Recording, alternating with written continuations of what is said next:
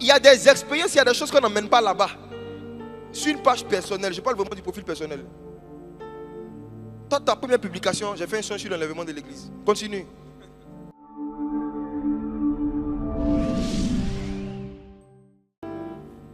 Voici. Comment évangéliser avec son profil personnel sur le digital. Je vais prendre spécifiquement le cas de Facebook.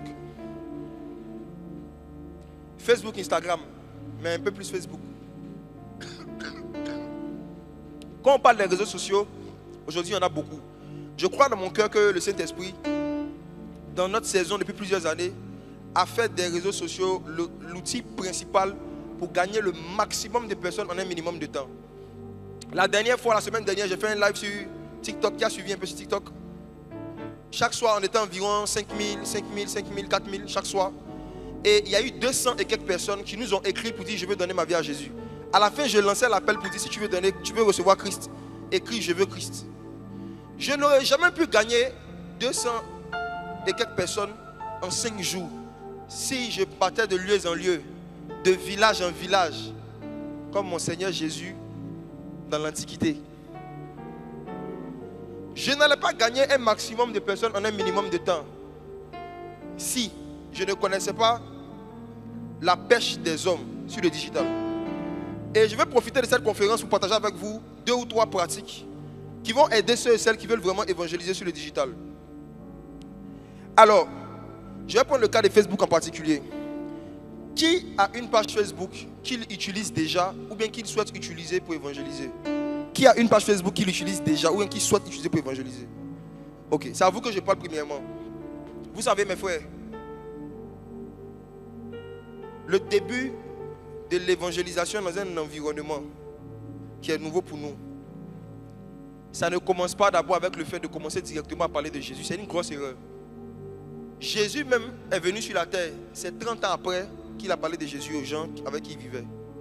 Donc vous comprenez que quand vous venez d'arriver nouvellement sur un réseau, on ne commence pas en parlant directement de l'évangile. On va lire un passage.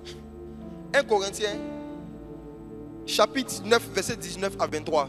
Pendant que vous prenez 1 Corinthiens, chapitre 9, verset 19, je vais vous faire remarquer que dans le domaine de la pêche, quand un pêcheur fait trop de bruit au bord de l'eau, qu'est-ce que les poissons font? Vous avez fait fuir des âmes. Parce que dès que vous avez votre page, vous avez mis en statut, Jésus revient.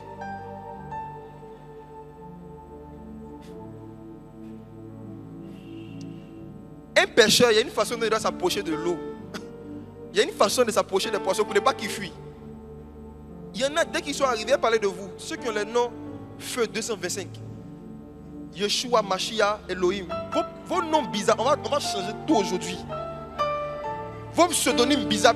Et puis tu vois les photos de profil, un agneau et un feu sur sa tête. On arrive là-bas tout à l'heure. 1 Corinthiens 9, verset 19. Allons-y. Car, bien que je sois libre à l'égard de tous, je me suis rendu le serviteur de tous, afin de gagner le plus grand nombre.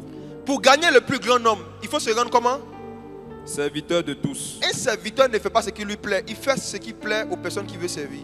Donc ça veut dire que le service ne commence pas par le service. Le service commence par la découverte de ce qui plaît. Le service commence par la découverte de ce qui plaît aux gens qu'on veut servir. Le service commence par le fait de chercher à connaître qu'est-ce que les gens qu'on veut servir aiment. C'est par ça que le service commence. Les païens que vous voulez gagner sur les réseaux sociaux, est-ce que vous connaissez ce qu'ils aiment? Je vais en parler tout à l'heure. Lisons la suite. Avec les Juifs, j'ai été comme Juif. Avec les Juifs, j'ai été comme Juif.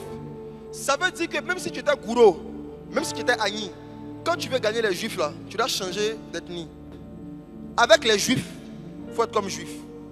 Ensuite, afin de gagner les Juifs, avec ceux qui sont sous la loi comme sous la loi, quoique je ne sois pas moi-même sous la loi. Avec ceux qui étaient sous la loi de Moïse, Paul faisait comme si lui aussi il était sous la loi. Ensuite, afin de gagner ceux qui sont sous la loi. Avec ceux qui sont sans loi, comme sans loi, quoique je ne sois point sans la loi de Dieu, étant sous la loi de Christ, afin de gagner ceux qui sont sans loi. J'ai été faible avec les faibles, afin de gagner les faibles. J'ai été faible avec les faibles, afin de gagner les faibles. Donc on ne vient pas comme quelqu'un qui est fort pour gagner les faibles. Ceux qui commencent les premières statuts, les premières publications en parlant de leurs expériences surnaturelles. Vous avez déjà échoué. Vous venez comme les gens spirituels, comme des gens très puissants. Les faibles ont peur de vous. Avec les faibles, on vient comme un faible. Ça veut dire que tout ce que tu as vécu qui est fort, là, c'est ton affaire de c'est fort là. On ne fait pas ça sur les réseaux sociaux. Quand tu viens d'arriver, c'est le monde des faibles. Donc il y a des expériences, il y a des choses qu'on n'emmène pas là-bas. Sur une page personnelle, je parle vraiment du profil personnel. Toi, ta première publication, j'ai fait un son sur l'enlèvement de l'église. Continue. Allons-y. Je me suis fait tout à tous, afin d'en sauver de toute manière quelques-uns. Je fais tout à cause de l'évangile, afin d'y avoir part. Je fais tout à cause de l'évangile. Alors voici.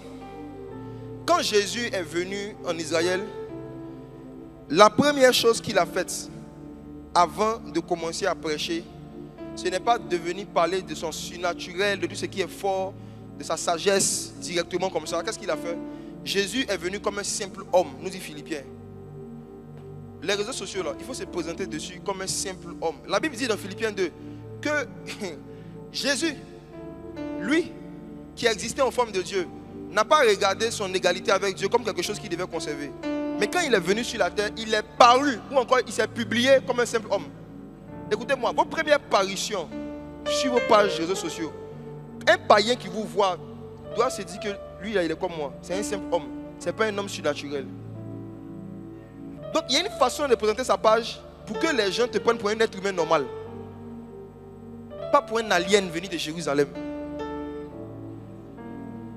Ça commence par quoi? Un réseau social n'est pas un réseau prophétique. Notez ça. Un réseau social n'est pas un réseau prophétique. La première chose qu'il faut faire sur un réseau social, ce n'est pas être prophétique, c'est être social.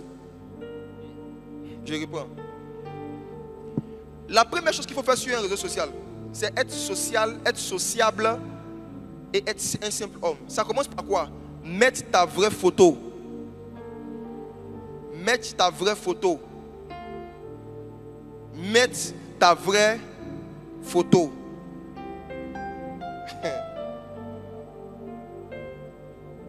Je parle de ceux qui veulent évangéliser, hein. Ceux qui veulent continuer à faire passer les pages des anges.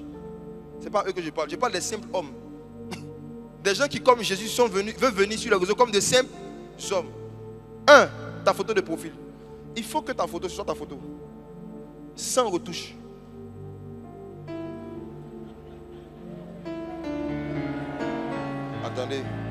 Attendez. N'ayez pas peur, les soeurs, n'ayez pas peur. N'ayez pas peur, on est ensemble. Quand il dit sans retouche là, je ne suis pas en train de dire que si tu prends une photo qui a des imperfections, il ne faut pas peut-être les enlever. Je suis en train de dire que il ne faut pas que, si quelqu'un te voit dans la rue, il ne puisse pas te reconnaître. Il ne faut pas que ta photo de profil et ton visage dans la réalité, ce soient deux personnes différentes. En général, ce qui rend les gens méconnaissables dans la réalité, qu'on a l'habitude de voir sur les réseaux, c'est les make-up.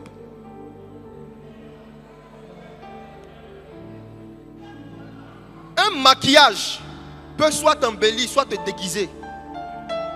Arrêtez de vous déguiser, maquillez-vous. Je dis, arrêtez de vous déguiser, maquillez-vous. Quand tu es déguisé, tu prends une apparence qui ne se rapproche pas, qui est loin de ton apparence originelle. Tu ne parais pas comme une simple sœur. Tu n'es pas simple, ton visage est compliqué. Ça là, ça peut faire que quand quelqu'un va te voir, il y a deux cas. Soit il aura envie de te draguer, si tu commences à parler de Jésus, il aura envie de fuir. Jésus est paru comme un simple homme. La simplicité dans la façon de se présenter en photo de profil, là, ça compte beaucoup. J'ai reçu beaucoup de témoignages de gens qui ont dit, quand il a regardé la photo de profil, il a dit, ah, le gars il est simple. La vérité, hein, c'est qu'en fait non, on ne peut pas avoir l'onction et puis être simple. Il n'y a aucun one qui est simple.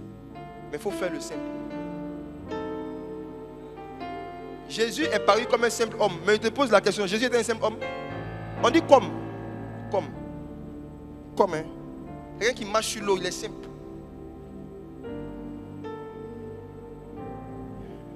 Demande à ton voisin, ta photo de profil c'est comment? Sur le digital.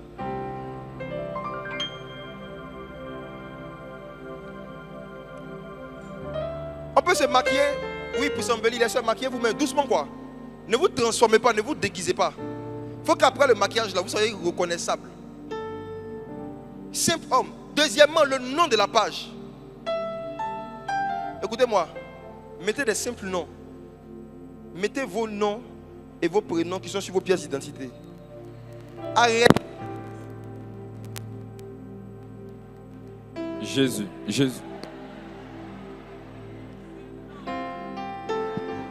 Dis avec moi un simple nom. Un simple nom. Même si tu t'appelles Éléonore, il faut écrire. Si ton nom est Zouglana, écris. Si tu t'appelles Dabopieux, c'est le nom que Dieu t'a donné. Écris. Ton père t'a surnommé Rigobert. Et puis il a mis ça sur ton extrait. Assume.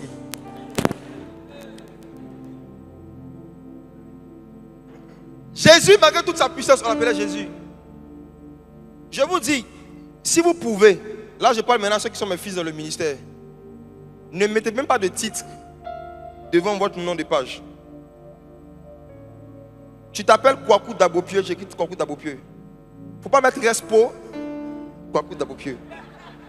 Il ne faut pas mettre docteur tel. Écrivez vos noms comme les simples hommes. Écrivez vos noms simples. Ça ne ressemble à rien. Mais malheureusement, beaucoup de païens ont déjà une appréhension de ceux qui servent Dieu, qui évangélisent, se disant que ils se prennent, ils ont de l'arrogance, ils ont de l'orgueil, donc ils sont déjà susceptibles de tout interpréter. Quand je regarde le modèle dans la parole de Dieu, beaucoup parmi vous ici, l'apôtre Paul est plus âgé que vous.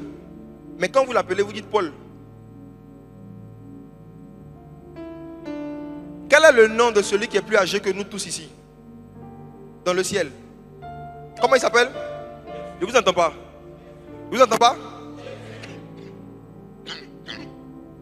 Qui ici l'appelle tonton Jésus? Regardez comment Dieu est simple. Dieu nous laisse l'appeler par son nom. Alors qu'il est très grand. Faites comme lui sur les réseaux sociaux. Même si tu es pasteur, tu es prophète, tu es apôtre, tu es évangéliste, tu es quoi? Ta page de profil, ta photo de profil, fais l'effort de paraître comme un simple homme. Maintenant, il y a des pages professionnelles. Je parle des pages personnelles, comprenez mon langage. Hein? Il y a des pages professionnelles maintenant où là-bas c'est utile, parfois, de pouvoir mettre le titre. Parce que les algorithmes aussi de Facebook se servent de ça pour pouvoir recommander ta page. Donc si ce n'est pas une page personnelle, que c'est une page de ministère, les pages professionnelles, pour ceux qui savent la différence, là-bas tu peux mettre pasteur tel, prophète tel, il n'y a pas de problème. Comprenez mon langage, hein? Ceux qui sont forts d'en couper les extraits sur TikTok pour aller raconter des bêtises. Si vous voyez les pages où c'est mis pasteur tel, prophète tel, ce sont des pages professionnelles. C'est vraiment important pour les algorithmes parce que ça permet de pouvoir faire des recommandations à des personnes qui cherchent ce genre de choses là-bas. Mais je parle de vos pages personnelles. Il y a ces deux catégories de pages sur Facebook. Je parle de vos pages personnelles. Tant que cela dépend de vous, paraissez sur vos pages personnelles comme des simples hommes. Quand vous venez de commencer, quand vous venez d'arriver, il y a des personnes là, tout le monde sait déjà qu'ils sont pasteurs. Donc ils mettent ou qu'ils ne mettent pas, on sait que lui c'est le pasteur tel. Je parle de vous, la nouvelle génération qui voulait commencer maintenant à évangéliser. Venez doucement, pardon. Tu n'as pas 10 ans dans le ministère, on t'appelle révérend et puis tu es content.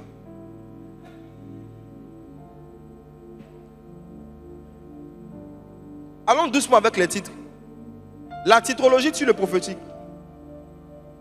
L'amour de la titrologie, ça tue le prophétique. Daniel. Qui l'appelle ici tonton Daniel?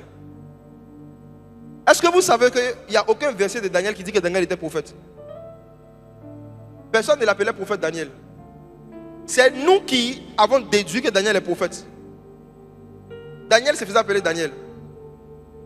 Mes frères et sœurs, sur les réseaux sociaux, comme vous venez de commencer, je parle vraiment à ceux qui viennent de commencer. Comme il dit, il y a certains qui sont là-bas depuis longtemps. Moi-même, si on doit créer une page professionnelle pour mes pages sur les réseaux, ils vont mettre évangéliste Jacques Ambessé, il n'y a pas de problème.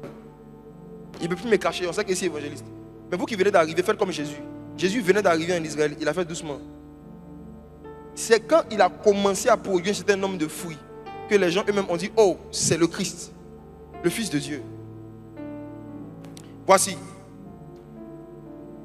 Construire son identité sociale sur Internet, le but c'est de passer pour un simple homme. Ça commence par le nom simple. Tu mets ton nom et ton prénom simple. Une photo de profil normal. Donc vous qui avez les photos en flamme de feu, les épées, l'Apocalypse, pardon. Enlevez, pardon.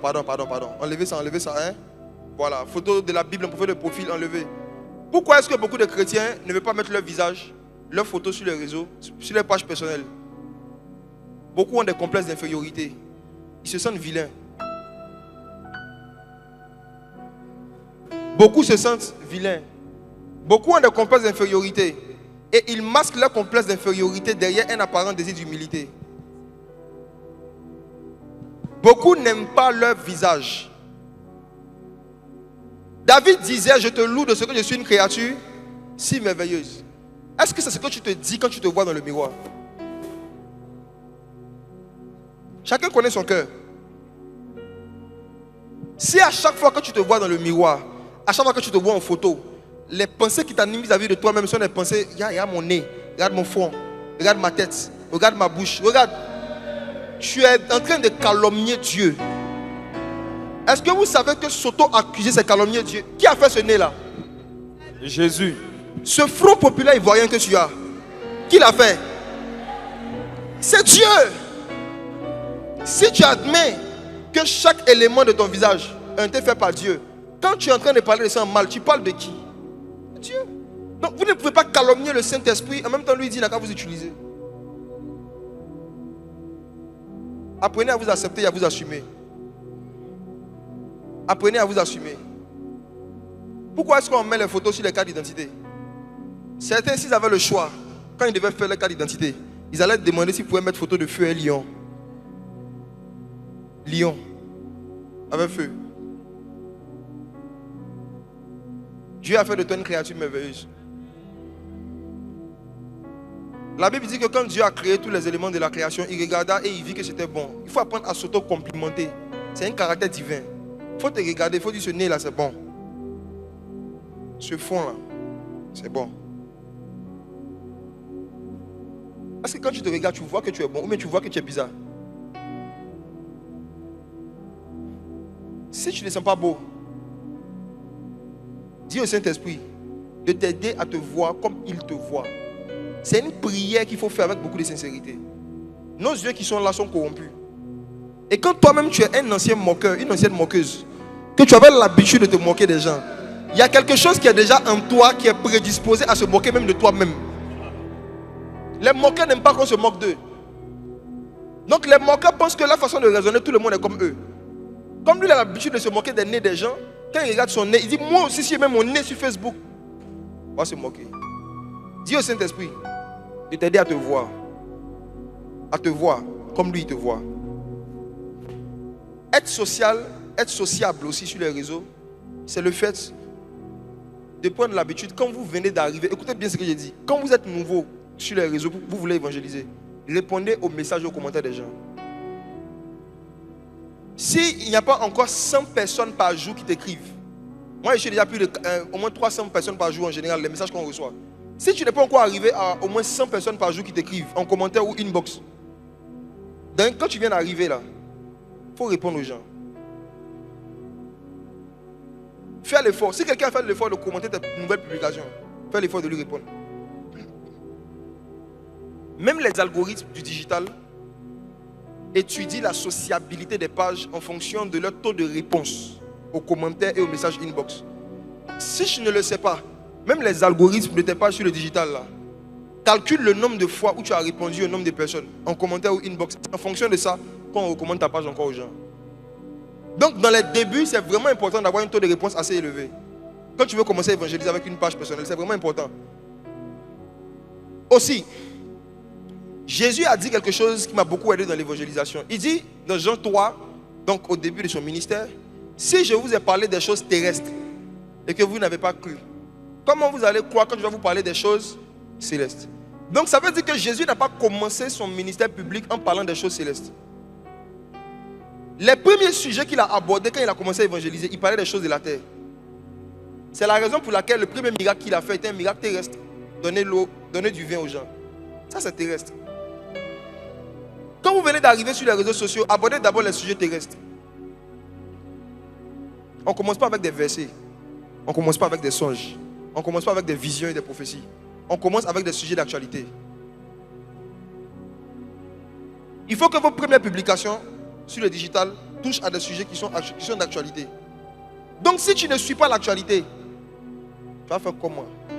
Demande à ton voisin, est-ce que tu suis l'actualité? Il faut lui demander, est-ce que tu suis l'actualité, voisin? Vous devez identifier des sujets d'actualité, prier et choisir dedans quelque chose que vous pouvez aborder en donnant votre avis, votre opinion.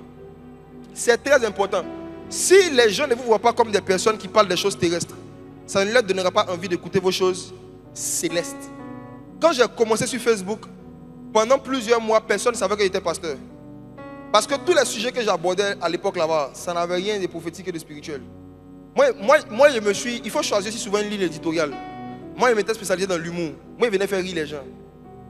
Je venais faire des publications, des posts pour faire rire les gens. Donc, beaucoup de personnes qui ne me connaissaient pas personnellement ne savaient pas que j'étais un prédicateur. Je me rappelle quand je suis rentré à l'UNESCO, pendant plusieurs mois, mes collègues ne savaient même pas que j'étais un prédicateur. C'est, je crois, la semaine de mon départ, que quelqu'un parmi eux m'a découvert et puis il a envoyé le lien dans le groupe du bureau. Il dit, c'était un pasteur. Le prophétique, c'est aussi l'art de l'infiltration. Je vais en parler tout à l'heure. Le plus grand service de renseignement, ce n'est pas la CIA, c'est le satellite du ciel. Amen. Amen. C'est le ciel qui a envoyé les satellites et les systèmes de renseignement. Et Dieu a des espions. Depuis le temps de Josué, Dieu a des espions.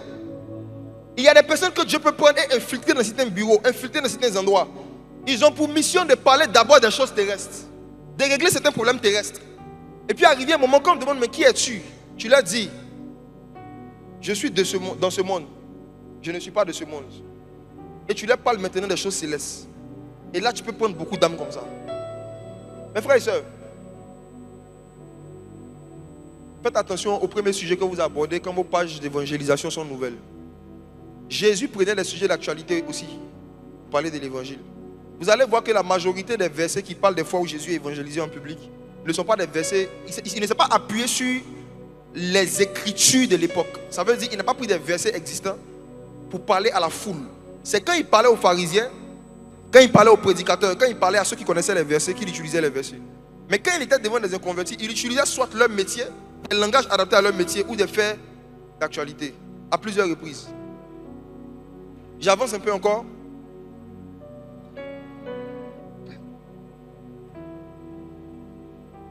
Une fois que tu as conçu vraiment ton profil comme un simple homme, un nom normal, une photo normale, des publications où tu parles des choses terrestres, qu'est-ce qu'il faut faire?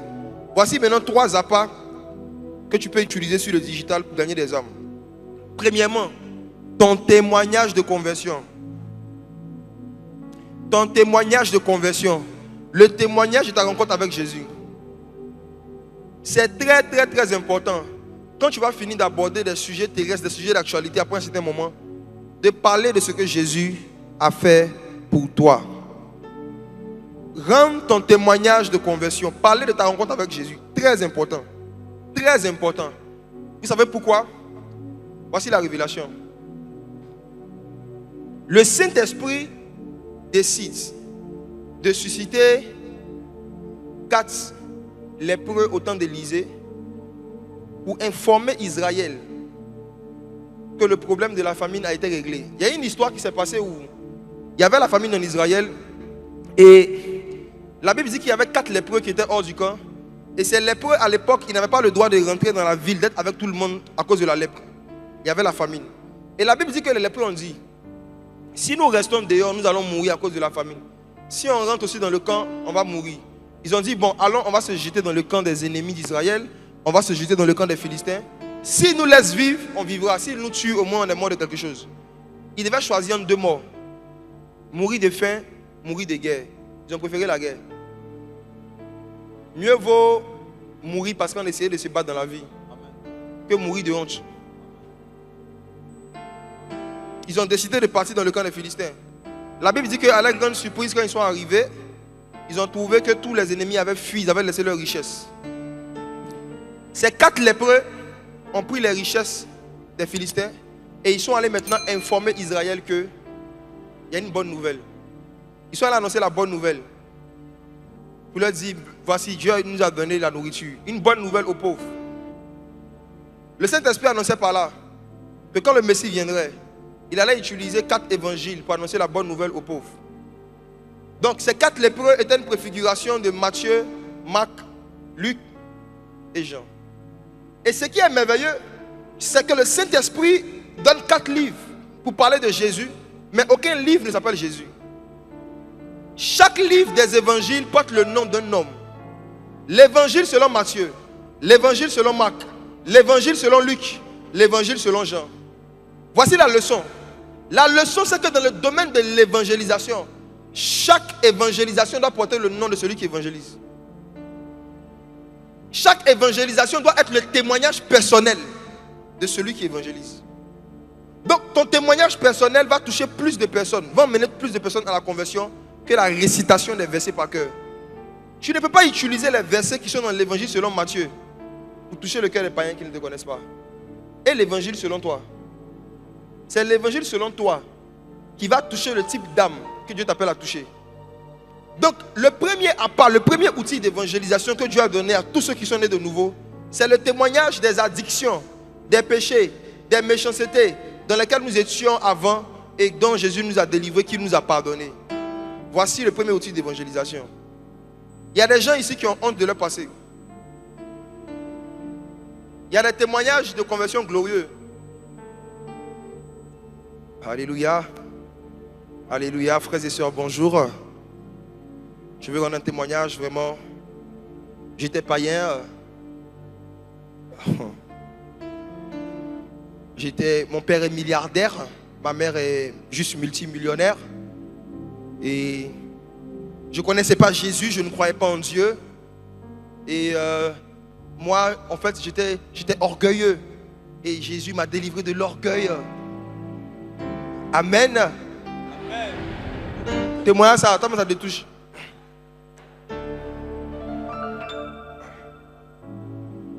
Il y a des évangélistes malhonnêtes. Il y a des chrétiens malhonnêtes sur les réseaux sociaux. Même quand ils veulent parler de leur témoignage, ils se glorifient.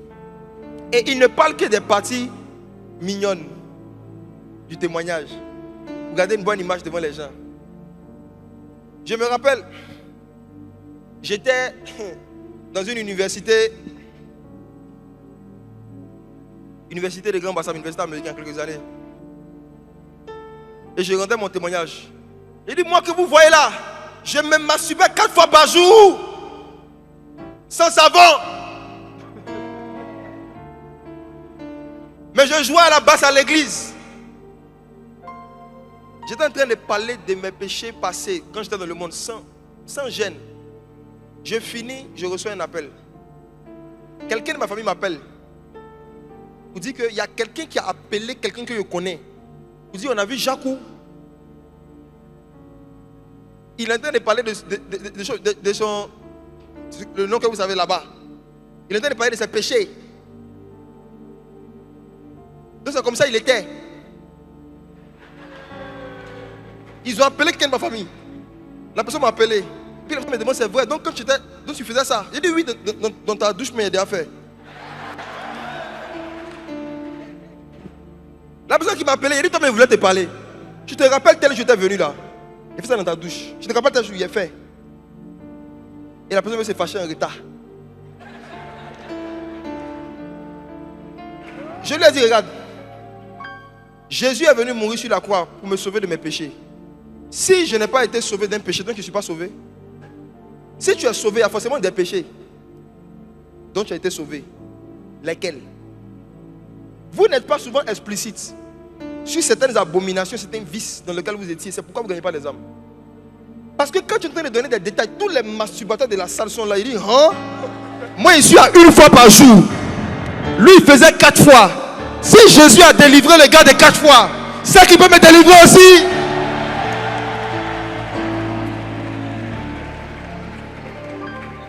Rendre témoignage de sa vie passée donne la foi à ceux qui sont dans le péché présent.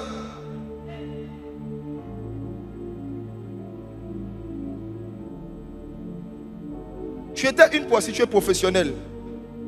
On t'appelait, on te plaçait seulement avec des gens riches. Tu viens quand ton témoignage, tu dis non, moi t'es dans le monde, t'es dans la débauche. Débauche là, écoutez-moi. Écoutez. Yeah.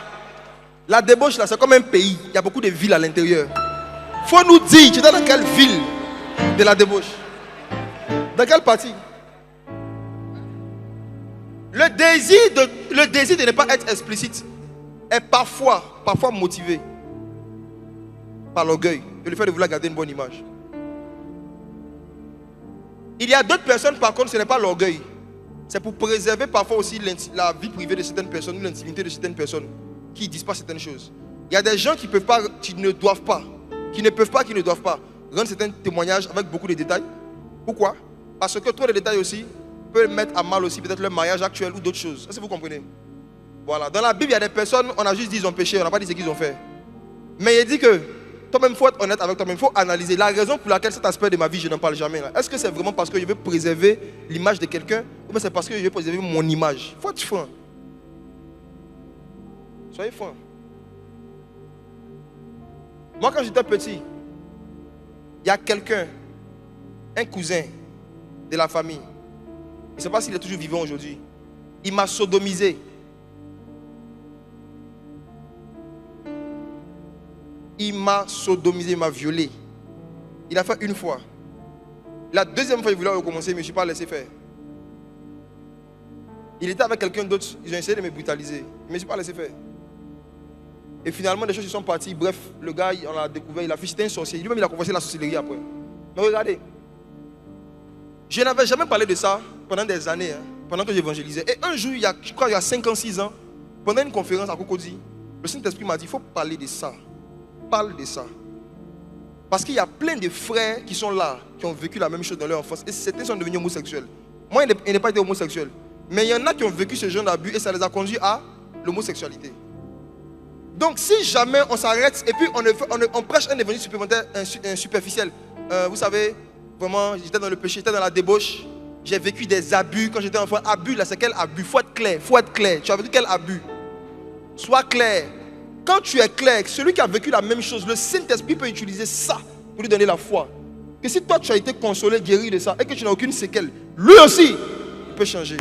Et ce jour-là, quand j'en ai parlé, j'ai lancé l'appel. J'ai dit, si tu es ici et que tu as déjà été violé quand tu étais enfant, lève-toi. Le nombre de frères qui se sont levés. Ils étaient avec nous. Ils priaient avec nous. Ils dansaient avec nous.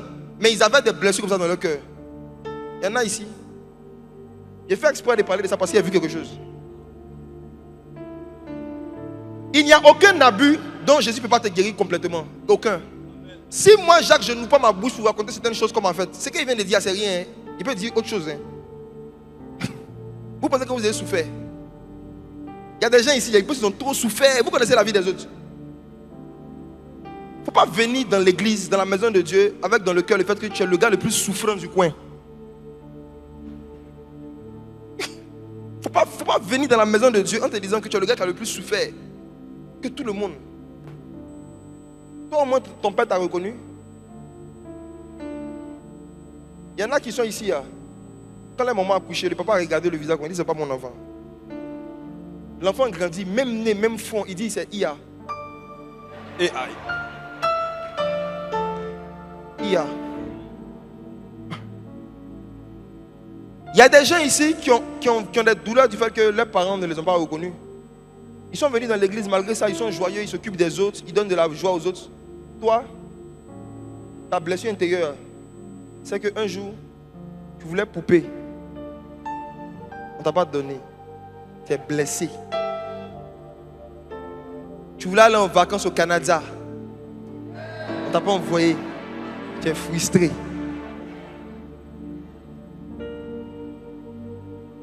Il n'y a aucune blessure que Jésus ne peut pas guérir. Il n'y a aucun passé que Jésus ne peut pas effacer. L'assemblée des saints dans la Bible, c'est l'assemblée des pécheurs que Jésus est en train de sanctifier. Ce n'est pas l'assemblée des gens qui ont atteint la perfection. Dans l'église de Corinthe, l'apôtre Paul était le pasteur. Il les a enseignés, il les a évangélisés, il les a enseignés pendant environ 2 ans. Apollos même est venu compléter. Quand ils sont partis, on dit qu'il y a de l'impudicité au milieu d'eux. Tel que même les païens venaient prendre des coups de renforcement. Les païens venaient apprendre. Donc ça veut dire que la qualité de la vie même d'un chrétien ne dépend pas de la qualité des enseignements qu'il reçoit. Si Paul est ton pasteur, Paul, l'apôtre Paul, c'est lui qui t'a évangélisé, qui t'a enseigné, et que malgré ça, tu vas dans une impudicité qui te passe pour les païens, ça veut dire qu'en fait, ce qui pousse un homme à pouvoir se repentir vraiment, ce n'est pas la multiplication des enseignements. C'est une décision que lui-même il prend, une passion, un amour pour Jésus. C'est un amour pour Jésus. C'est pourquoi les messages de menace là, contre les gens pour qu'ils changent.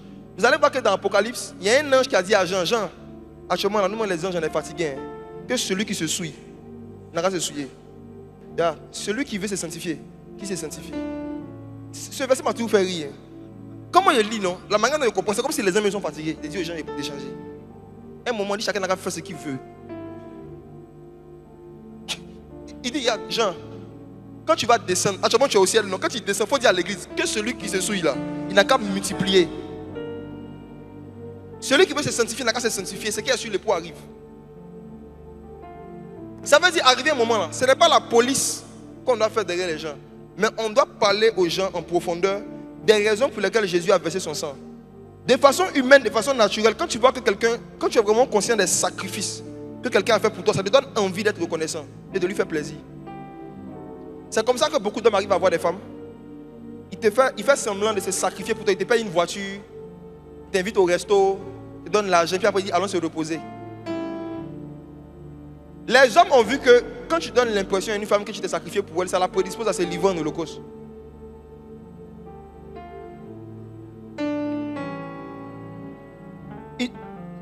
Ils ont étudié les gens, ils ont vu que en fait, les sacrifices et la conscience du sacrifice que tu fais pour quelqu'un prédispose cette personne à faire des sacrifices pour toi.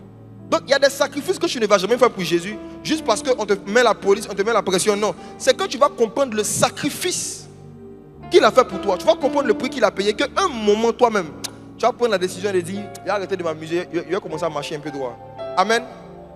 Ne cachez pas les choses dont Jésus vous a libéré quand vous étiez païen, aux païens sur les réseaux sociaux. Vos versets que vous mettez, et puis les lourds enseignements, ça ne gagne pas les âmes. Le cœur de l'homme répond au cœur de l'homme. Quand vous parlez aux gens avec votre cœur, leur cœur est touché. Ce qui est dans votre cœur que vous cachez, parlez. Je me rappelle Diane Douai. Moi, franchement, je voyais Facebook comme quelque chose d'inutile, de nul et de sans effet. C'est elle, il y a quelques années, qui m'a dit, je crois que c'était en 2021, elle était revenue des États-Unis. Je ne la connaissais pas, on s'est connus. Puis elle m'a dit, ah, pourquoi est-ce que nos prédications, là, mais pas ça sur Facebook? J'ai dit, moi, je ne m'étais même pas sur Facebook. Moi, je voulais gagner des âmes au village. Moi, j'étais au village. C'est elle qui m'a dit, je vais commencer à filmer certains de tes extraits, je vais mettre ça sur Facebook. J'ai dit, fais ce que tu veux. Quand elle a commencé à faire ça sur sa page, nous, chaque année, on faisait le bilan des baptêmes. Et on demandait aux gens, comment vous nous avez connus? On a vu que plus de 90% des gens qui avaient été baptisés pendant l'année 2021, quand on demande comment tu nous as connus, il dit Diane Douai, Diane Douai, Diane Douai, Diane Douai, Diane Douai, Diane Douai. Il dit, Facebook, c'est là, il s'est là-bas. Il dit, ma soeur, comment on fait Facebook là? Il dit, non, nous sommes partis sur Facebook. C'est comme ça qu'il a ouvert ma page et puis il a commencé à faire ce que je vous dis. Je suis paru comme un simple homme. Je ne suis pas allé mettre révérend des nations, l'œil du voyant Jacques Ambessa. J'ai mis une photo de profil humaine, normale. J'ai commencé à parler des choses terrestres. Et après un certain temps, quand tu as eu un certain nombre d'amis ou d'abonnés, tu commences à parler un peu des choses célestes. En commençant par quoi? Témoignage. Ton témoignage. Diane, que Dieu te bénisse. Que Dieu te bénisse. Que Dieu te bénisse. Merci beaucoup. Il y a beaucoup parmi vous qui devez jouer le rôle de Diane Douai auprès de vos pasteurs archéologiques. Il y a beaucoup parmi vous, Dieu vous a mis auprès de certains de vos pasteurs là, pour que vous leur parlez de l'importance du digital. Pour leur faire comprendre que s'ils veulent devenir des pêcheurs d'hommes, l'outil de pêche approprié aux âmes actuelles là, ce ne sont pas les croisades dehors. Je vous dis la vérité, les croisades dehors ont leur utilité dans certaines zones. Mais si tu es en ville ici, le marché aujourd'hui c'est Internet. Tout le monde est connecté sur Internet. L'avantage avec Internet, c'est que tu peux avoir l'attention des gens à tout moment. Quelqu'un peut s'arrêter, peu importe ce qu'il est en train de faire, regarder quelque chose en 5 secondes, 10 secondes, sa vie change. Les croisades ont leur rôle, mais il ne faut pas négliger le digital. C'est à vous de parler à vos pasteurs, comme elle m'a parlé, de l'importance d'utiliser le digital. Vous êtes dans des églises, vous voyez que les pages de l'église sont nulles et sans effet, ça ne vous dit rien. Vous savez utiliser les réseaux sociaux, mais vous continuez de prier pour que Dieu vous révèle votre appel. Vous êtes méchant. Vous êtes méchant. Vous savez pourquoi il dit ça?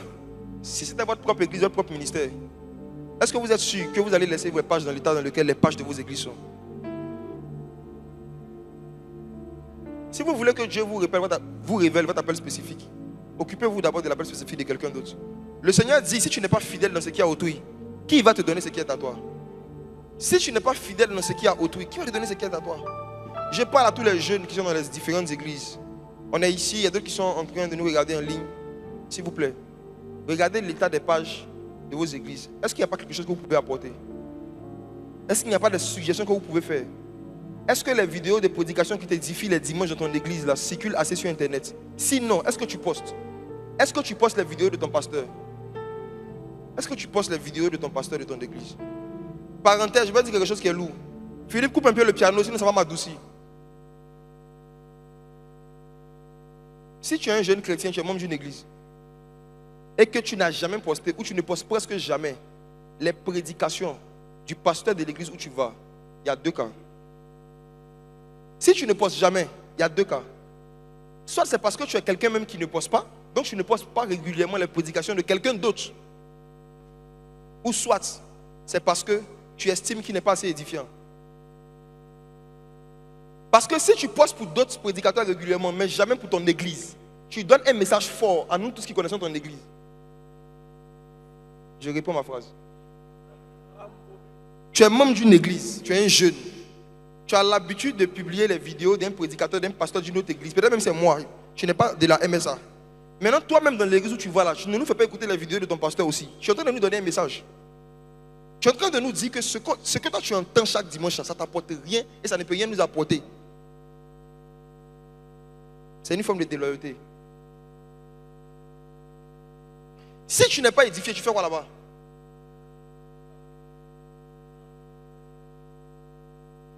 Si les enseignements qu'on donne là-bas chaque dimanche, il n'y a pas de partie que tu penses qui peut éclairer les gens, tu penses toujours pour d'autres églises, d'autres ministères, jamais pour ton église. Tu fais quoi là-bas? C'est un message fort que tu donnes. Et ton pasteur peut voir ça, il ne va rien te dire, mais dans son cœur, c'est sans mépriser. Il faut corriger ça. Amen. Et dans une parenthèse, tu peux jouer. Pas de problème. Après son témoignage de conversion, la deuxième chose qu'il faut faire sur les réseaux sociaux, qu'il faut maîtriser et faire sur les réseaux sociaux, mes frères, cette partie est plus importante encore que ce que j'ai dit précédemment. Vous qui voulez évangéliser, cherchez à avoir une connaissance claire de ce que Dieu reproche aux hommes. Cherchez à avoir une connaissance claire de ce que Dieu reproche aux hommes. Jésus a donné 7 lettres adressées à 7 églises, à l'apôtre Jean, pour que l'apôtre Jean explique ce qu'il reproche aux églises.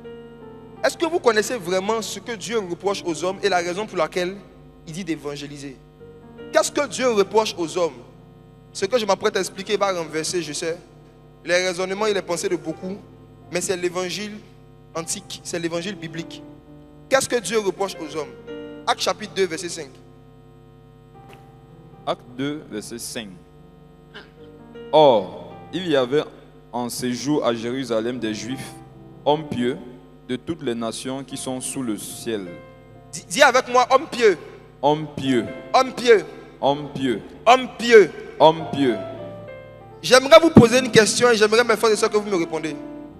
Le jour de la Pentecôte, les 3000 à qui Pierre a prêché l'évangile, à qui il a dit repentez-vous, c'est 3000 qui ont reçu le Saint-Esprit. Est-ce que ce n'étaient pas ces hommes pieux? Si. Je ne vous entends pas. Si. Est-ce que ce n'étaient pas ces hommes pieux? Si. Pierre a dit à 3000 hommes pieux, repentez-vous. Affiche le verset 38 s'il te plaît. Pierre dit à 3000 hommes pieux, repentez-vous. Maintenant je vous pose une question. Les hommes pieux doivent se repentir de quoi? La piété c'est quoi? La piété c'est quelqu'un qui observe tous les commandements qui touchent au péché corporel. C'est quelqu'un qui ne fait pas les péchés visibles. Un homme pieux est un homme qui ne fume pas, qui ne boit pas, qui ne se drogue pas, qui n'est pas dans l'impudicité, qui ne ment pas, on dit il est pieux. Maintenant, je vais vous poser une question. Écoutez bien ce que je vais vous expliquer. Est-ce qu'il y a des gens qui veulent gagner des musulmans à Jésus ici? Voici votre partie, c'est votre partie qui est là. Écoutez ce que je vais expliquer. Un homme pieux, si tu dois l'évangéliser et que tu lui dis repentez-vous, il doit se repentir de quoi? Si tu dis à quelqu'un qui est pieux, répands-toi, et qu'il te demande mais de quoi, qu'est-ce que tu lui réponds? Ceux qui étaient à l'académie des pécheurs d'hommes, j'ai déjà donné cet enseignement dans une académie de formation qu'on a. Je ne veux pas que vous répondiez, taisez-vous. Je veux un volontaire qui ne m'a jamais écouté prêcher ça, qui a une idée. Selon toi, les hommes pieux devaient se repentir de quoi, vu qu'ils ne pratiquaient pas le péché? Des gens qui ne pratiquent pas le péché doivent se repentir de quoi? Qui a une réponse? Qui veut essayer? Tu trouves, je te donne un cadeau. Et un vrai cadeau. Pas de la pacotille. Ceux qui étaient à l'académie, vous êtes disqualifiés. Hein? Écoutez-moi. Le message sur la repentance des hommes pieux est un message qu'on utilise pour gagner les gens comme les musulmans. Écoutez ce que je vais expliquer. Il y a beaucoup qui sont plus pieux que vous. Hein? Il y en a, eux, ils prient 3 fois par jour. Vous ne priez même pas 1 fois par semaine. Qui veut s'essayer? Donne le micro à quelqu'un, un volontaire. Bonjour, papa. Gloire à Jésus. Allumez le micro pour elle.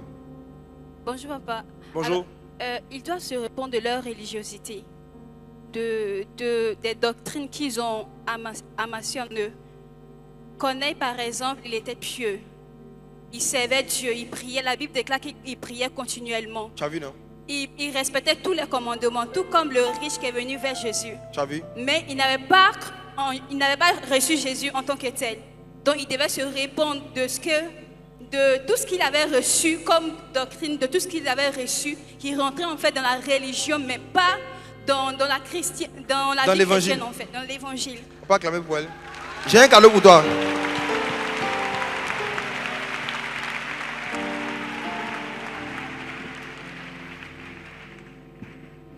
Les hommes pieux devaient se repentir de leur piété, de leur religion qui n'était pas basée sur le sacrifice de Jésus.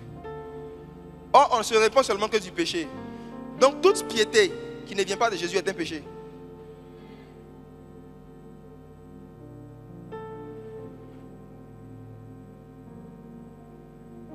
C'est sanctifié par ses œuvres, c'est un péché.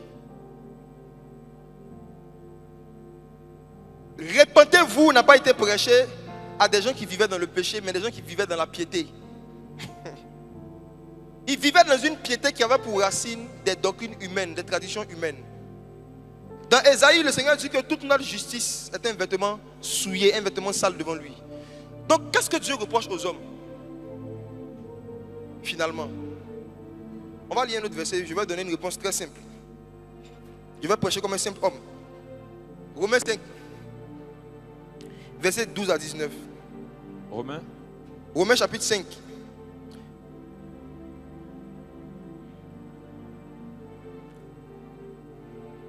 Qu'est-ce que Dieu reproche à l'homme? Romains 7. Romains chapitre 5. Romains 5. Verset 12. Verset 12. Avant qu'ils ne lisent, changez votre façon d'évangéliser.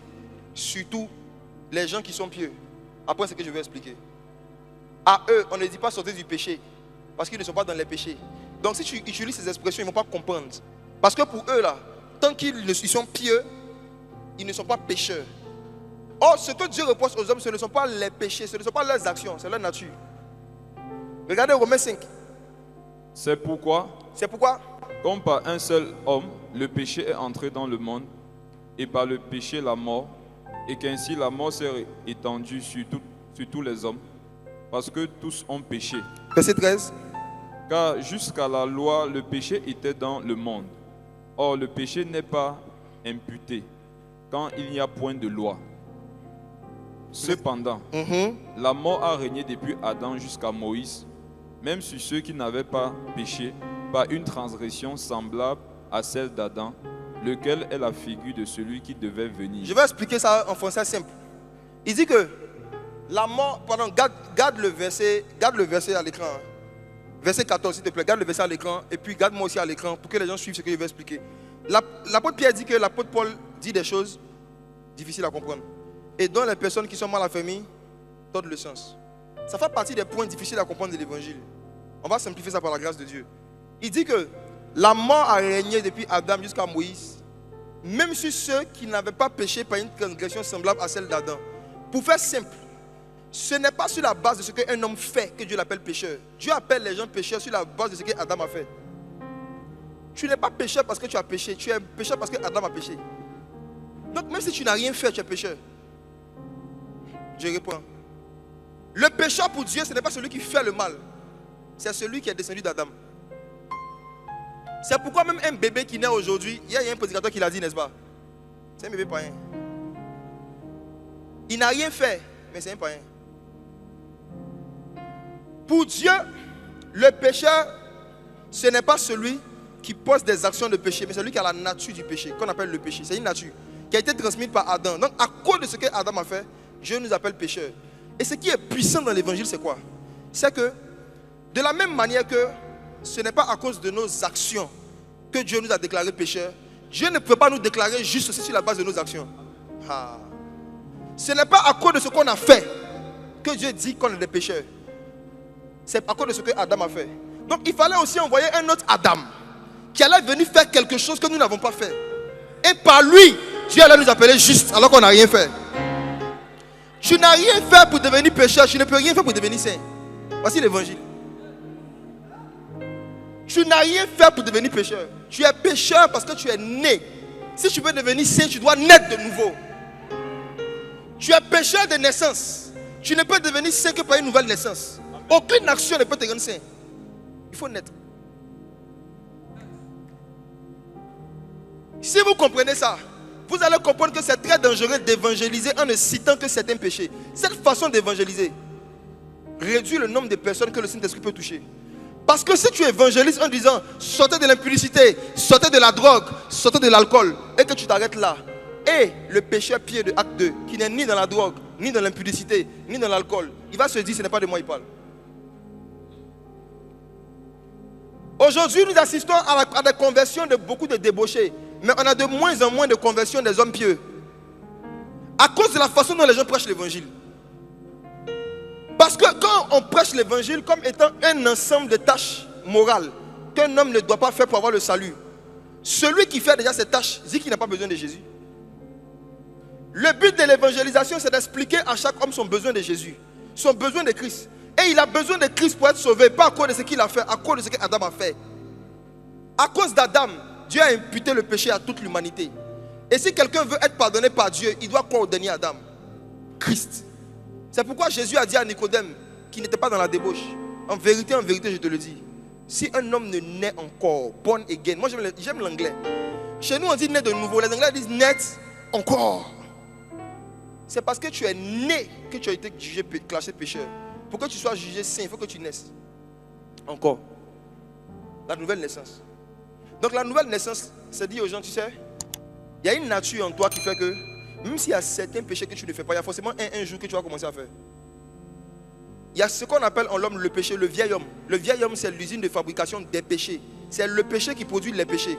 C'est le vieil homme qui produit le nouveau péché. Et ce vieil homme-là, tu ne peux pas te débarrasser de lui par des disciplines. Tu as besoin qu'il soit crucifié avec Christ. Donc quand Pierre dit aux hommes pieux, répentez-vous, il a dit de se repentir de leur piété qui n'était pas fondée sur Christ. Car aucune piété venant des hommes ne peut déclarer un homme juste devant Dieu. C'est Jésus seul qui peut nous justifier. Tu n'as rien fait pour devenir pécheur. Tu n'as rien fait pour devenir saint. C'est la nature du premier Adam qui t'a été imputée. Et c'est parce que tu as cette nature-là que tu produis des péchés. Et si tu veux changer, ce ne sont pas les actions qu'il faut enlever. Pardon. Les actions, c'est comme des fruits sur un arbre. Quand on veut détruire un arbre, on ne coupe pas ses branches, on coupe la racine.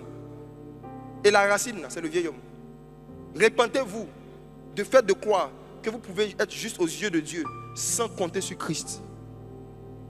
Le docteur O'Neill m'a donné un éclairage il y a quelques jours. Qui a déjà entendu parler du feu étranger? Le feu étranger, le feu étranger. Dans le tabernacle. Vous savez, le feu étranger, c'était quoi? Quand tu rentres dans le tabernacle, il y avait un feu sur l'autel de l'Holocauste, l'autel du sacrifice, qui était une image de la croix de Jésus. Tout service que tu voulais faire pour Dieu, dans le lieu saint, tu devais prendre le feu de l'autel du sacrifice. Si tu prends un feu en dehors de l'autel du sacrifice, c'est un feu étranger. Dieu est en train de dire par là que, dans la nouvelle alliance, là, tout ce qu'on fait, là, ça doit être basé sur ce que Jésus a fait. Toute forme de sainteté, de piété, de règles morales qui ne viennent pas des enseignements de Jésus, c'est un feu étranger. Il y a des feux étrangers qui ressemblent à la piété. Le sacrifice de Jésus n'est pas assez médité, n'est pas assez prêché. Les gens prêchent seulement l'abandon de certains actes qui sont mauvais. Donc ça fait que ceux et celles qui ne font pas ces actes-là se sentent pieux. Ils ferment le cœur à l'évangile. Ce matin, il faut prêcher l'évangile comme Paul. Regardons la suite du verset. Verset 15. Mais il n'en est pas du don gratuit comme de l'offense. Car si par l'offense d'un seul, il en est beaucoup qui sont morts. Beaucoup sont morts à cause de l'offense d'un seul. Oui. À plus forte raison, la grâce de Dieu et le don de la grâce venant d'un seul homme, Jésus-Christ, ont-ils été abondamment répandus sur beaucoup. Verset 16. Et il n'en est pas du don comme de ce qui est arrivé par un seul qui a péché. Car c'est après une seule offense que le jugement est devenu condamnation, tandis que le don gratuit devient justification après plusieurs offenses. Verset 17 pour terminer. Si par l'offense d'un seul, la mort a régné par lui seul, à plus forte raison, ceux qui reçoivent l'abondance de la grâce et du don de la justice régneront-ils dans la vie par Jésus-Christ lui seul. Verset 18. Ainsi donc, comme par une seule offense, la condamnation a atteint tous les hommes, de même, par un seul acte de la justice, la justification qui donne la vie s'étend à tous les hommes. C'est par une seule offense d'Adam que la condamnation a atteint toute l'humanité. C'est par une seule action aussi d'obéissance du dernier Adam que la justification touche toute l'humanité. Maintenant, une fois qu'on est sauvé, on obéit à Dieu pas pour mériter le salut, mais pour exprimer notre reconnaissance envers lui par rapport au salut. La pratique de ces commandements, c'est une action de grâce. C'est parce que nous sommes reconnaissants du sacrifice qu'il a fait qu'on dit on ne veut plus faire des choses qui blessent ton cœur parce que tu as payé un prix pour nous justifier, c'est tout. Mais ne pensez pas que, on ne le dira jamais assez, ne pensez pas que pratiquer le commandement de Dieu, c'est acheter le salut. Tu n'as rien fait pour être sauvé, parce que tu n'as rien fait pour être perdu. C'est quelqu'un qui a fait quelque chose qui est devenu ta nature. Jésus aussi vient te donner sa nature. Et cette nature-là se voit par des œuvres. Donc les œuvres que tu fais, ce ne sont pas les œuvres-là qui te sauvent, c'est ta nature qui te sauve. Et ce qui prouve que tu as la nature, c'est que lorsque tu fais des œuvres contraires à ta nature, tu te répands. La marque d'un enfant de Dieu, ce n'est pas l'infaillibilité, c'est la repentance. La marque d'un enfant de Dieu, non, ce n'est pas l'infaillibilité. C'est la prédisposition à se repentir puis à changer de vie. Faites attention sur les réseaux sociaux à pouvoir prêcher l'évangile des apôtres. Pour pouvoir prêcher l'évangile des apôtres, il faut vraiment étudier ce que les apôtres ont dit sur l'évangile. Ceux qui veulent évangéliser sur les réseaux, je vous demande pardon. Étudiez Romains chapitre 5. Je vous demande pardon. Si vous n'avez pas fini une lecture et une étude personnelle, arrêtez pendant un moment. Faites une pause.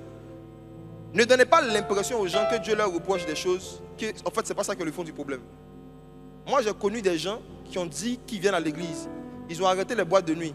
Ils ont arrêté la drogue. Ils ont arrêté l'alcool. Mais des années après, on a vu que c'était des païens. Est-ce que vous savez ça? Vous n'avez jamais vu? Il y a des gens qui arrêtent certaines mauvaises choses. Et puis au fur et à mesure que le temps passe là, on se rend compte à travers d'autres choses qu'en fait, n'est pas né de nouveau. Es-tu né de nouveau? J'ai vu dans ma génération des gens qui ne sont pas nés de nouveau mais qui évangélisent. J'en ai croisé. J'ai été invité il y a quelques mois dans un groupe de jeunesse qui avait organisé un moment d'évangélisation pour leurs amis d'école. Et parmi les responsables, j'étais poussé de leur demander à chacune, tu t'es baptisé en quelle année? Avant le début du programme. Et je me suis rendu compte que parmi les responsables, 3 sur 4 n'étaient pas baptisés. Mais elles étaient au devant d'un mouvement de jeunesse chrétien, d'évangélisation. Vous voyez dans quoi on est dans la génération. Moi, je ne l'en veux pas. Ça dépend de comment on a prêché l'évangile. J'ai parlé avec elle après. Et je vois que pour la majorité d'entre elles, on ne leur a jamais parlé du baptême par immersion. On ne leur a pas dit que celui qui croit et qui sera baptisé sera sauvé. On leur a juste dit, croyez en Jésus. Et puis on a avancé. Ce n'est pas de leur faute. Prêchez l'évangile en entier. Expliquez ce que Dieu reproche aux hommes, la désobéissance d'Adam. on a hérité une nature que Dieu n'aime pas. Et même si on masse ça en ne faisant pas certaines choses, notre cœur est méchant. Il n'y a personne qui a un bon cœur. Même si on ne pose pas des actes externes, quand Dieu regarde les pensées de nos cœurs, il n'y a personne qui peut dire qu'il n'a jamais un païen qui va dire qu'il n'a jamais de mauvaises pensées. Non. Il y en a qui n'ont pas de mauvaises actions, mais ils ont de mauvaises pensées. Pierre a convaincu les hommes pieux de péché en leur disant que c'est vous qui avez tué Jésus. Il dit, vous ne tuez pas des enfants, vous ne vous droguez pas, mais vous tuez le Messie. Le meurtre du Messie, c'est vous tous qui avez applaudi pour dire crucifiez-le. Vous avez donné votre caution, vous avez donné votre assentiment, votre accord pour qu'on crucifie le Messie. Le Jésus que vous avez crucifié, c'est de lui qu'on parle. Il est en train de leur dire, même si vous n'êtes pas des alcooliques, vous êtes des meurtriers.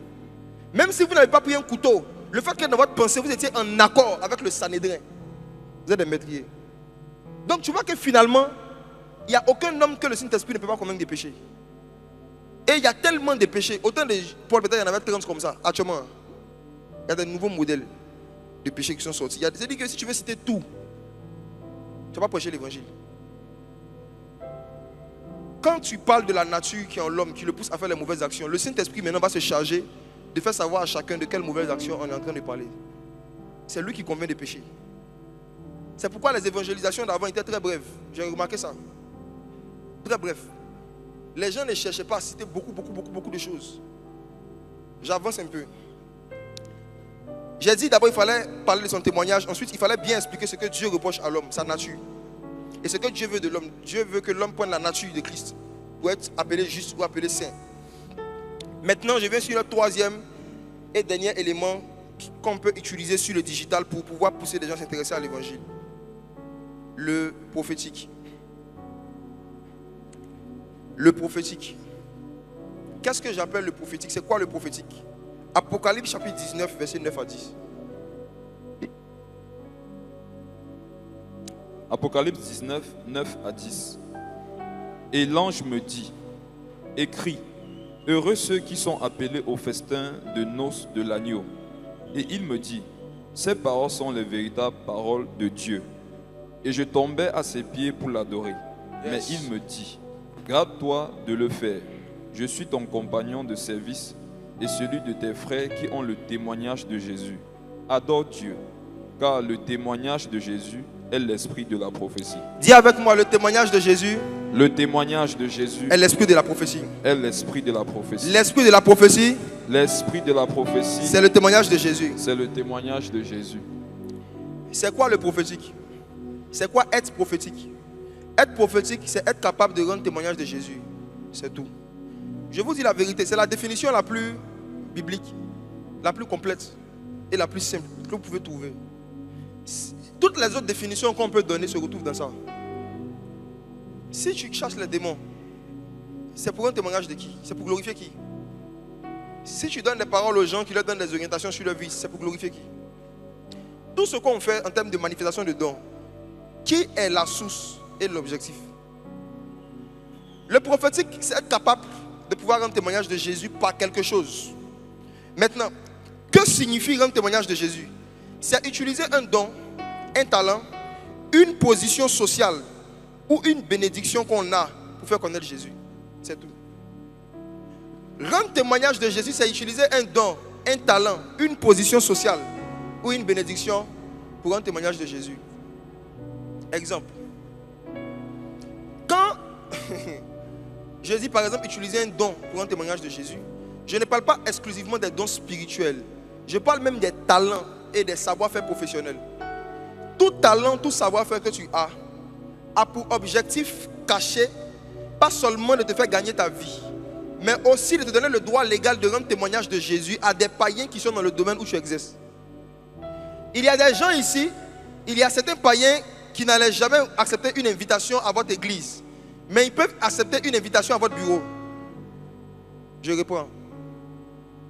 Il y a des païens, si tu leur dis viens à l'église, ils vont te dire non, je suis occupé. Mais si tu lui dis viens à mon bureau, je vais te parler 10 minutes, est-ce qu'il ne va pas venir? Il va venir. Dieu, dans sa sagesse infiniment variée, wow, il sent quelque chose. Dieu, dans sa sagesse infiniment variée, sachant que la majorité des humains qu'il veut gagner avant la venue de l'époux, avant l'avènement de l'église, vont devenir hostiles à tout ce qui ressemble au milieu religieux à cause des scandales, à cause des chocs, à cause des faux prophètes. Dieu avait une stratégie de rechange. Sa stratégie, c'est de ne plus inviter les païens dans la maison de Dieu. Mais sa stratégie, c'est d'emmener la maison de Dieu aux païens. Voici pourquoi, quand tu te convertis, ton corps devient le temple du Saint-Esprit. Ta vie devient la maison de Dieu. Et Dieu permet que tu aies un métier. Et quand on t'embauche, le patron pense qu'il a embauché un employé. Oh, il a embauché une maison. Tous ceux qui ont le Saint-Esprit et qui ont été embauchés, ce sont des maisons de Dieu que des gens ont recrutées. Donc dans chaque bureau, dans chaque secteur d'activité, Dieu veut avoir au moins une maison.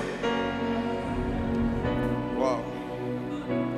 Dans tous les secteurs de la vie, Dieu veut une maison au moins. Dieu veut que son temple soit établi quelque part. La raison pour laquelle tu es en train de partir à l'école, la raison pour laquelle tu dois prendre tes études au sérieux, ce n'est pas pour rendre ta maman fière, c'est pour rendre Jésus fier. La raison pour laquelle tu dois poursuivre les diplômes que tu poursuis, ça doit être dans le but d'avoir un métier qui va te donner accès à certains secteurs d'activité pour un témoignage de Jésus.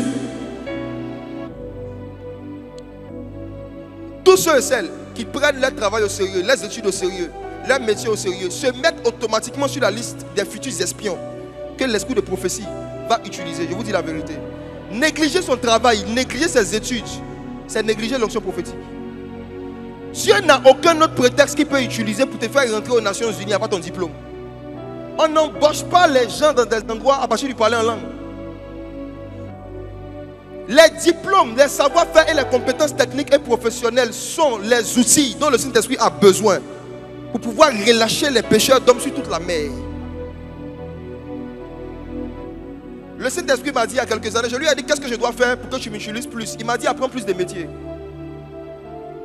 Ça ne ressemble à rien, non? J'ai dit au Saint-Esprit, si je veux plus t'utiliser, je veux plus être utilisé par toi, je veux mieux entendre ta voix, qu'est-ce que je dois faire? Il m'a dit apprends plus de métiers. Je dis comment? Pourquoi? Et voici ce qu'il me dit. Il dit, lorsque un époux marié est en train de construire un chantier, il passe plus de temps à parler à ses ouvriers qu'avec sa femme. Je rembobine. Quand un homme marié est en train de construire, il passe plus de temps à parler avec ses ouvriers qu'avec sa femme. Pourquoi? Parce qu'il est toute la journée sur le chantier, pendant au moins 8 heures de temps par jour. Et ceux qui sont en permanence sur le chantier sont ceux qui entendent le plus sa voix. Sa femme entend sa voix le matin, elle entend sa voix le soir. Les ouvriers l'entendent sa voix toute la journée. Parfois même, il rentre à la maison. Il se rappelle qu'il a oublié quelque chose. Il appelle le chef de chantier. Il appelle encore un ouvrier. Donc quand quelqu'un est en train de bâtir, la personne en question parle plus avec ses ouvriers qu'avec son épouse. Et Dieu m'a dit, si tu restes mon épouse, tu ne vas pas entendre ma voix. Je dis comment? Il dit, je bâtirai mon église. Je suis en train de bâtir l'église. Je suis sur un chantier qu'on appelle l'église. L'église là, ce n'est pas un lieu. C'est un ensemble d'hommes et de femmes qui doivent devenir des temples du Saint-Esprit. Toute personne qui s'engage avec moi à travailler sur ces chantiers entend régulièrement ma voix. C'est pourquoi la Bible dit que nous ne sommes pas seulement l'épouse, nous sommes co-ouvriers avec Christ. Je vais dire quelque chose de lourd. Si la Bible dit que nous sommes co-ouvriers, ça veut dire que Christ en fait là, il est dans son propre chantier, c'est un ouvrier, c'est un maçon. Christ est ouvrier dans son propre chantier. Christ, le chef, quand il vient sur le chantier, il porte le casque, il porte les gants, il retrousse les manches et il est ouvrier. Et il dit, la moisson est grande, qui veut être co-ouvrier, co-ouvrier. Donc si le boss même est en train d'être ouvrier, toi tu fais quoi? Le boss est ouvrier, il cherche des co-ouvriers. Et toi tu veux juste te sanctifier pour aller au ciel. Vas-y, attends-le dans la chambre nuptiale, il est sur le chantier. Attends-le dans la chambre, il est dehors.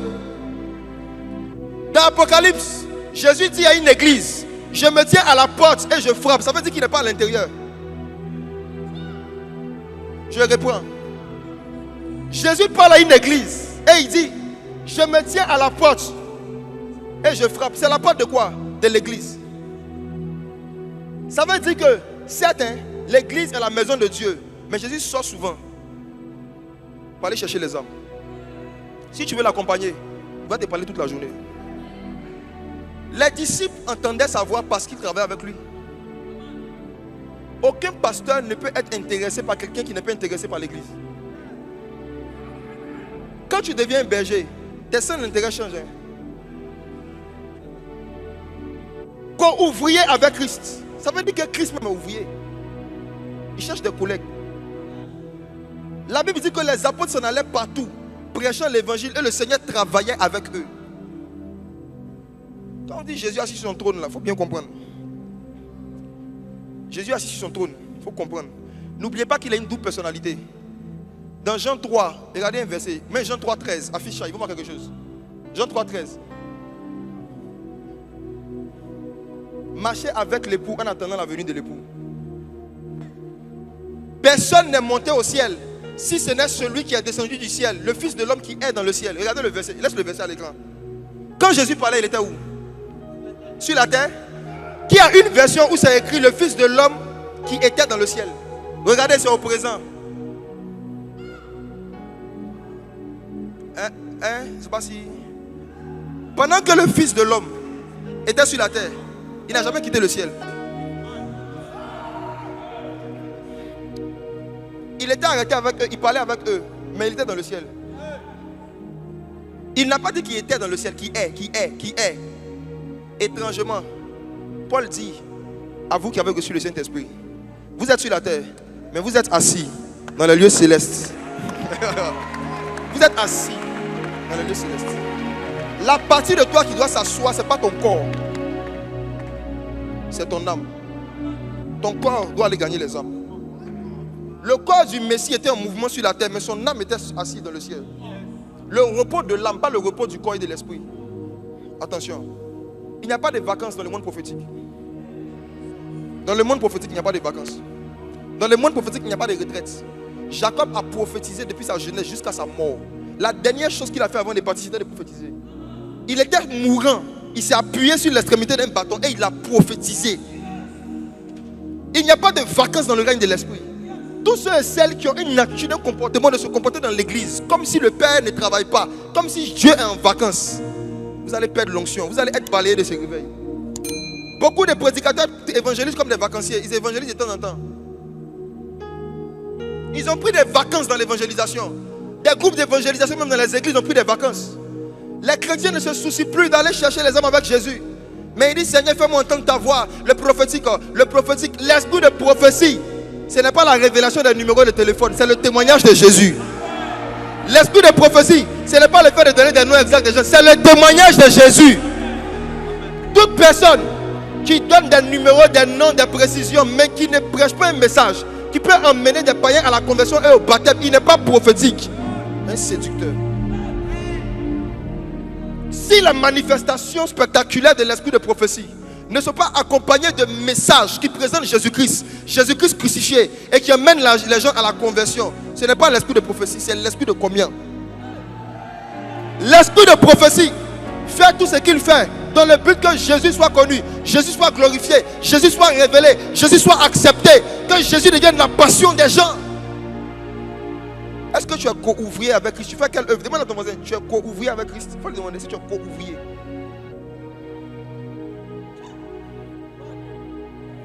Co-ouvrier avec Christ. Le Saint-Esprit cherche des gens qui veulent être dans le repos de l'âme, mais pas dans le repos du corps et de l'esprit. Qui veulent travailler pour Dieu. Toutes les équipes que vous voyez ici, ces frères et sœurs, ils ont veillé. Il y en a qui dorment ici depuis plusieurs jours. Des gens ont fait des sacrifices. Excusez-moi, venez prendre ça. Des gens ont fait des sacrifices de temps. Des gens ont fait des sacrifices pour être là. Le niveau d'édification qu'il y a dans un ministère ne dépend pas du niveau d'onction, ça dépend du niveau de sacrifice des ouvriers. Là où il n'y a pas de sacrifice, il n'y a pas de puissance. Voici pourquoi la seule option pour Dieu de nous sauver, ce n'était pas d'ouvrir le ciel et de prêcher sur haut-parleur à toute la terre. Si Dieu avait prêché l'évangile de son trône, et il pouvait le faire, il pouvait ouvrir le ciel et parler sur haut-parleur. Il va dire, changez, personne n'allait changer. Ce qui emmène des mouvements de réveil, c'est le sacrifice.